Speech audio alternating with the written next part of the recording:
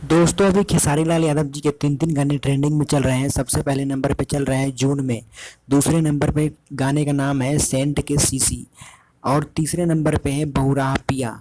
दोस्तों ऐसे ऐसे गाने ट्रेंडिंग में चल रहे हैं। और चौथे नंबर पे है मुरब्बा। 8 मिलियन प्लस हो गया है। दोस्तों खेसारी लाल यादव जी का भी एक से बढ़ के एक गाना भी ट्रेंडिंग में चल रहा है। दोस्तों पिछले महीने की बात करें, पिछले महीने खेसारी लाल यादव जी के 7 गाने ट्रेंडिंग में थे।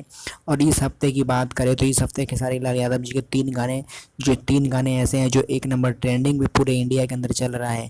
दोस्तों खेसारी लाल यादव एक ऐसा ब्रांड है कि अपने नाम पे बिकते हैं और वो कोई भी गाना डालते हैं तो वो गाना ट्रेंड कर जाता है।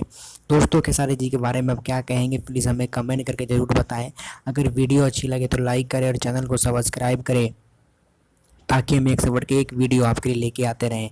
बस आप लोग अपना प्यार और आशीर्वाद बना के रखें और चैनल को सब्सक्राइब कर लें, ताकि हम कोई भी वीडियो खेसारी लाल से संबंधित बनाएं तो सबसे पहले आपके पास पहुँचे। Thank you.